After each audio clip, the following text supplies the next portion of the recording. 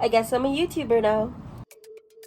Hi guys, my name is Nabila. I go by Nabs, and I kind of want to share how I feel about what is happening in our country. Singapore is going back to phase 2, which means no dining in, working from home will be the default, and other big community events will be greatly reduced so as to lower the transmission rate for the virus. You can only go out in groups of 2, which I guess is a good thing for couples, so you guys can enjoy your privacy, have a nice picnic out, just enjoy each other's time, but be safe, please. I am mostly peeved about the current F&B rule of only doing takeaways or deliveries. If you guys don't know, I work part-time at a cafe, and with this rule, it means that I have fewer shifts, which means that I'll have less money, which means that I will just continue being a broke bitch. But I'd like to talk about why we have to go back into phase 2, which is the sudden increase of COVID-19 cases in our community. Now, I understand that the government has stated that us going back into phase 2 is mostly because of the rising cases that are linked to the Jurong fishery port. But I'd like to talk about the cases that have been arising from KTV lounges. Who knew horny uncles will bring us back a step instead of progressing forward for us to get back into our regular lives? So some KTV establishments are not operating, such as Teo Heng. Being in a small enclosed room with people inside singing without masks will definitely increase the transmission of water droplets, and that's something that we should be avoiding. However, some KTV establishments are operating under the guise of them being an F&B establishment, which means that they can still operate since they're serving food and drinks, and therefore they can still make profit. However, there's more to these particular KTV lounges than what I thought. Some of these KTV lounges have hostesses that entertain the guests that come in, and for a certain price, certain services will be open for these customers that come in. I'd like to clarify first that I am not shaming sex work. Sex work is still work. So instead, I'll be shaming the KTV patrons instead. I understand that there are some rising concerns of the hostesses who are mostly of Vietnamese descent. Some of them are here on work passes and they're just trying to make a living, they're just trying to hustle through. But from an article that I read from the Online Citizen, there's a lot of xenophobia going on in Singapore that are essentially pushing the blame on these Vietnamese hostesses instead of the patrons of the KTV lounges instead. One incident that the Online Citizen brought up was of a Vietnamese woman who was taking a Grab back home from her office. Naturally, there was some banter on her ride back home with her driver, but the driver essentially asked her if she was working at a KTV lounge because she was Vietnamese. I don't stand for this harassment. I think it's not okay that people are just assuming because you're Vietnamese, you essentially work at a KTV lounge. I feel like the blame for these sort of things should be placed on the patrons of the KTV lounges instead. In an article that I read in the Straits Times, apparently some of these patrons aren't even checking in using safe entry, which is what we have to do to be able to trace down our whereabouts to ensure that we don't have any possible exposure to the virus. These uncles also get together in groups, maskless of course, and they go about their merry way, and I feel like they've been getting away with it without any proper repercussions. Apparently they're not checking in because they don't want to be tracked down, which is really funny because now that we're back in phase 2 and investigations are ongoing, I hope the worries that the wives of these patrons have finally been put to rest. And speaking of irresponsible uncles, why not talk about National Day? So National Day falls on the 9th of August, and it's a day where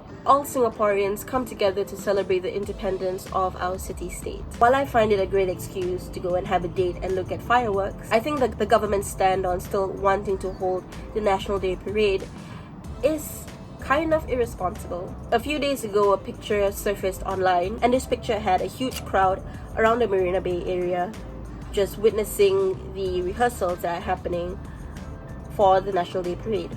And it was a huge crowd, no social distancing whatsoever. And naturally that brought a lot of concern online.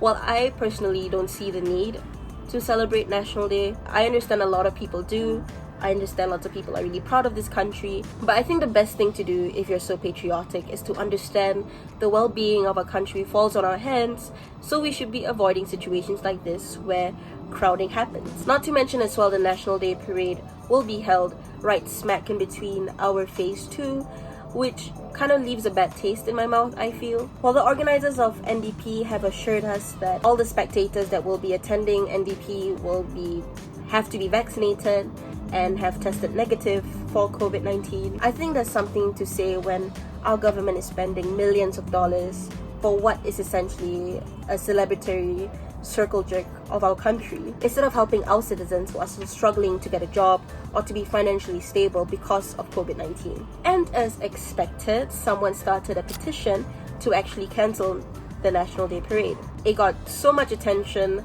the organizers essentially moved the parade till after phase 2. If it were up to me, and up to me only, I would have just cancelled the entire parade for this year. But I guess moving it is still an option. It's not an okay option to me, but it is still an option. So for those of you guys who are actually excited about National Day, here you go. Take it. Take it. I'm going to end this video on a really serious note right now. If you guys are unaware, a River Valley High student has been arrested for murdering a 13-year-old in the school's toilets. Now, there are definitely growing concerns about this particular incident. I think we should be mindful and respectful of the students and staff of River Valley High who are still dealing with the trauma of this particular incident. Well, I think it's great that MOE has decided to provide psychological care and trauma management for the victims in this situation. I think I like to directly address comments that I've seen online about this particular case. I understand that people make jokes to deal with trauma. People make jokes to digest large, really, really impactful news. But I think it's important that we should read the room before posting these comments online. And I've seen some comments about how this particular River Valley High student who initiated the attack, and people's speculation or conspiracies about why he decided to initiate the attack.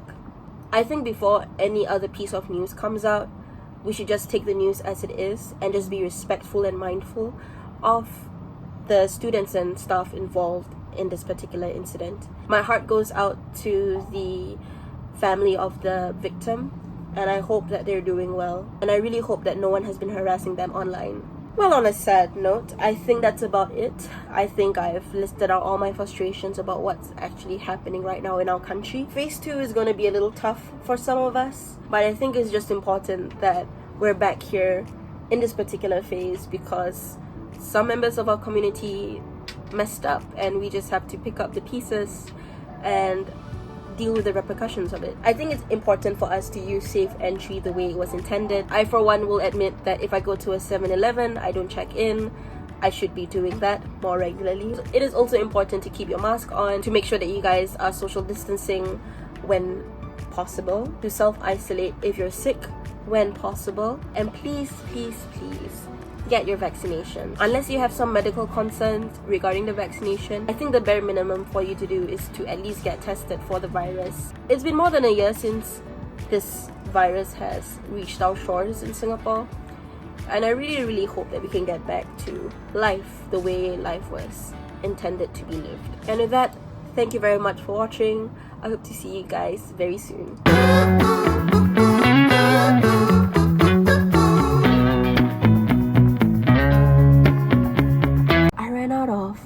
Eyebrow pencil, so I had to use like black eyeliner, but I think it came out okay. I'm broke, I can't afford a new eyebrow pencil, but I think it's an okay replacement.